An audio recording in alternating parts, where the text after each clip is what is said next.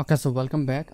এই পর্বে আমরা যেটা নিয়ে আলোচনা করব বা আমরা যে বিষয় নিয়ে বিস্তারিত বলবো সেটা হচ্ছে প্লাগইনস অপশন। সো আমি প্লাগইনস অপশনে কাজ ক্লিক করি। আসলে ওয়ার্ডপ্রেসের যতগুলো জিনিস আছে বেশিরভাগ জিনিসই এই প্লাগইনস অপশনের উপর নির্ভর করে। আপনি এই প্লাগইনস নিয়ে যত খেলাধুলা করা বেশি শিখবেন, ততই ওয়ার্ডপ্রেস নিয়ে আপনি শিখতে বেশি পারবেন।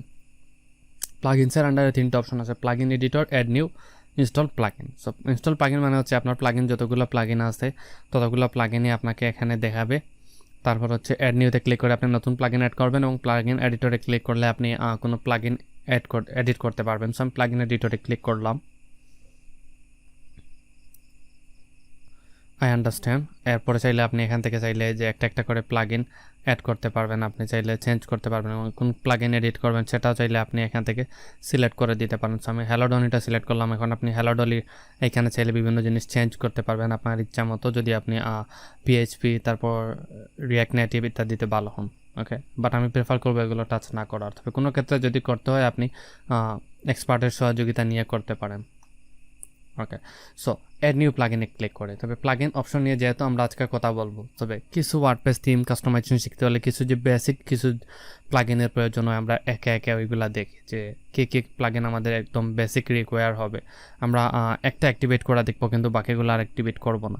এই যে অ্যাকিসমেট স্প্যাম, এটা হচ্ছে যদি আপনার সাইটে কেউ স্প্যাম করতে চায়, যে ধরুন আপনার সাইটে স্প্যামিং করতে চায় ইত্যাদি ইত্যাদি, কেউ কমেন্ট স্প্যামিং করতে চায়, কেউ ট্রাফিক স্প্যামিং করতে চাই ইত্যাদি, আপনার চাইলে এগুলো এখান থেকে টিকাতে পারেন। তারপর জেটপ্যাক আপনার ইমেজগুলো অপটিমাইজ করার জন্য এটা ব্যবহার করতে পারেন।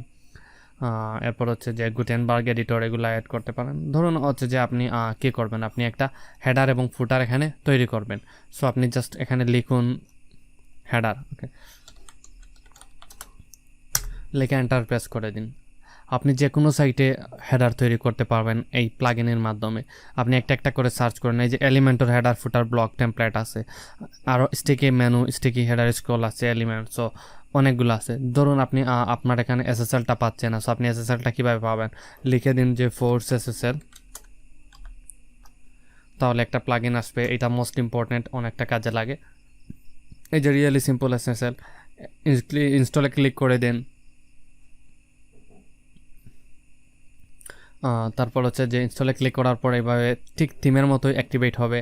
তারপর এখানে আমরা কোথাও না কোথাও একটা অপশন পাবো, অ্যাকশনের ভিতর এইটা এসএসএলটা চলে আসবে। এই যে দেখুন এটা চলে আসছে। So go have and active SSL, এটার উপর ক্লিক দিলাম। এই এসএসএলটাকে আরও মজবুত করে তুলবে, একটু মজবুত আছে আর একটু মজবুত করে তুলবে। এই যে দেখুন মজবুত থাকার পরে আমার কিছু জিনিস এখানে এনেবল করা না। সো আমাকে কী করতে হবে, আমাকে সবগুলা এনেবল করে দিতে হবে। সো আমাকে এগুলা ডিসমিস করে দিই আমি, এগুলো আমার প্রয়োজন নাই। সো আমি এনেবল করে দিতে পারি, এইটাকে এনেবল করে দিলাম।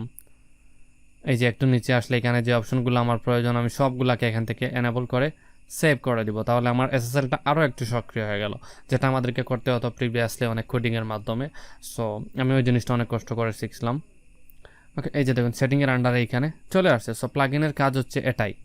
ওকে, এরপরে যদি আমি প্লাগইনস অপশনে যদি আরও যাই, যদি চাই যে আমি কোনো প্লাগইন এখান থেকে ডিলিট করব, অ্যাক্টিভেট থেকে ডিঅ্যাক্টিভেট করব, এই যে প্রথমে এইটা এখান থেকে টিক মার্ক দিব, তারপর হচ্ছে এখান থেকে যে অপশনটা করতে চাই সেটা করব, তারপর অ্যাপ্লাইতে ক্লিক করে দিব। যেমন এখানে আমি একটা অ্যাক্টিভেট করে দেখাই, যেমন এই রিয়েলি সিম্পল এসএসএল এইটা অ্যাক্টিভেট আছে, চাচ্ছি এইটা ডিঅ্যাক্টিভেট করতে, জাস্ট ডিঅ্যাক্টিভেটের উপর ক্লিক, দেন হচ্ছে এখান থেকে আপনারা অপশন সিলেক্ট করে দিতে পারেন ডিঅ্যাক্টিভেট কিপ এইচটিটিপিএস।